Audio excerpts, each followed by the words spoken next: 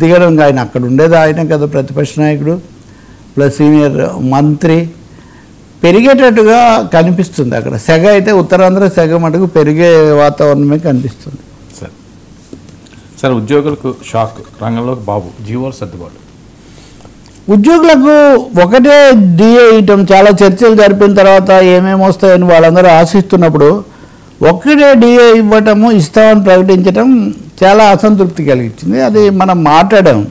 కానీ అంతకంటే కూడా పులి మీద పుట్టరాలైతే పెన్న మీద నుంచి ఇది అన్నట్టుగా ఈ డిఏ బకాయి కూడా రిటైర్ అయినప్పుడు ఇస్తామని ఒక జీవో విడుదలైందండి. జీవో నెంబర్ 61 అని 2 జీవోలు విడుదలైనాయి. అది డిఏలు అనేవి ఎప్పటికప్పుడు ఏడాదికి 4 డిఏలు ఇవ్వాల్సినది పోయి అవి ఇప్పటివరకు లేట్ అయ్యాయి.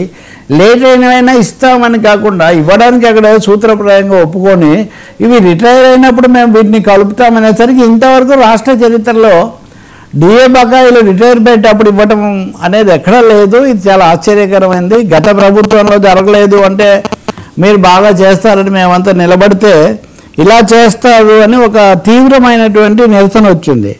సో దాంతో ఆ జీవోను ఉపసంహరించుకొని 60వ జీవో నెంబర్ 60 వెనక్కు తీసుకొని చంద్రబాబు నాయుడు కూడా అధికారులను పిలుచుకొని మళ్ళీ కూర్చొని, ఆయనకు తెలియకుండా ఇదంతా జరిగి ఉంటుందని మనం చెప్పలేము. కమ్యూనికేషన్ గ్యాప్లు ఏమైనా చిన్నవి ఉండొచ్చు, కానీ ప్రభుత్వం డబ్బులు లేవు, ఈ సమస్య చాలా ఎక్కువగా ఉందని ఆయన కూడా ఎక్స్ప్లెయిన్ చేయడం మనం చూసాం. కానీ ఆ జీవో నెంబర్ 60 మీద ఉద్యోగుల తీవ్ర నిరసనే కాదు, దిగ్భ్రాంతి. జీతం పెంచే లోపల ఇచ్చేది డిఏలు, లేకపోతే పెరిగిన ధరలను ఆదుకోవడానికి ఇచ్చే డిఏలు అయితే ఈ డిఏలని రిటైర్మెంట్లో కలుపుతాము, పెన్షన్ ఫండ్కి ఇస్తామంటే తీవ్ర నిరసన వచ్చింది.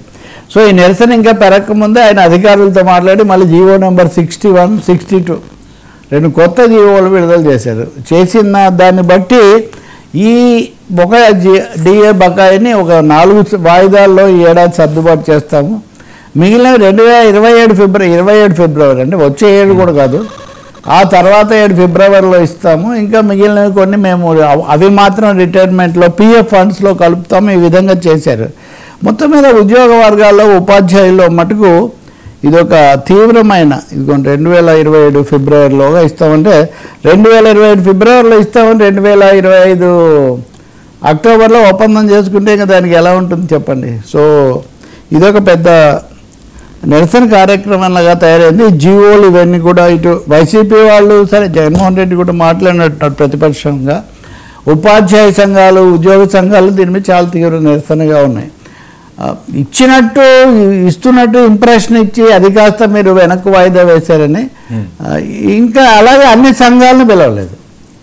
ఎవరిని పిలిచారు, ఎవరితో అవగాహనకు వచ్చారన్న దాని మీద పూర్తి స్పష్టత లేదు. అంటే అనుకూలంగా ఉండేవాళ్ళు మద్దతు పలికి ఎందుకు అనాల్సి వస్తుందంటే ముఖ్యమంత్రే స్వయంగా రంగంలో దిగి సర్దుబాటు చేసిన జీవో అక్కడ వస్తుంటే ఈ చర్య చాలా గొప్పది అని పొగుడుతున్నారు. అక్కడికి వెళ్ళిన చర్చలకు వెళ్ళిన వాళ్ళు అంటే ఎటువంటి వాళ్ళు అంటే రాజును మించిన రాజభక్తులు more loyal than the king అంటారు చూడండి.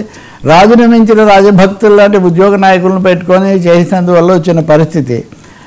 ఇప్పటికైనా కానీ అనేక ఖర్చులు ఉన్నాయి. ఒకవైపు వాళ్ళు చాలా భారీ పథకాలు ఇవన్నీ మనం మాట్లాడుకుంటూ ఎప్పటికప్పుడు ఇవ్వాల్సిన డిఏ బకాయిలు కూడా వాయిదా వేస్తే అది కూడా జీవితకాలం వాయిదా కదా, రిటైర్మెంట్ అంటే ఇది అనవసరమైన అసంతృప్తిని కొని తెచ్చుకోవడం అవుతుంది. న్యాయం కూడా కాదు ఇది. ఇంకా చాలా సమస్యలు ఉన్నాయి ఉద్యోగుల్లో. ఇదే పద్ధతిలో వాళ్ళతో మాట్లాడి సర్దుబాటు చేయటం, ఇప్పటికైనా కానీ అందరినీ అన్ని సంఘాలను పిలవటం, వాళ్ళు ఎవరిని బలపరుస్తారు, వాళ్ళ రాజకీయాలు ఏంటి అనవసరం. ఎవరి ఉద్యోగులుగా వాళ్ళందరూ తమ కోరికలు కోరుతారు. వాటితో మాట్లాడి ఈ సమస్య జగన్మోహన్ రెడ్డి కూడా ఎదుర్కొన్నట్టు చాలాసార్లు. సజ్జల రామకృష్ణారెడ్డి లేదా బుగ్గన రాజేంద్రనాథ్ రెడ్డి అప్పటి ఆర్థిక మంత్రి వాళ్ళు కూర్చోవడం, మాట్లాడడం, మళ్ళీ వెనక్కి పోవడం, ఇదంతా ఇంత తర్జన గతంలో ఉండేది కాదు. గతంలో కూడా తెలుగుదేశం పార్టీకి ఉద్యోగుల్లో ఉండే ఈ నిరసన కొంత హాని చేసింది. మళ్ళీ అది పునరావృతం కాకుండా చూడాల్సిన అవసరం ఉంది. సార్ బాలయ్య మిస్సింగ్, ఒంటరిగా మిగిలారా? బాలయ్య బాబు అంటే 2 రకాలు. చిరంజీవి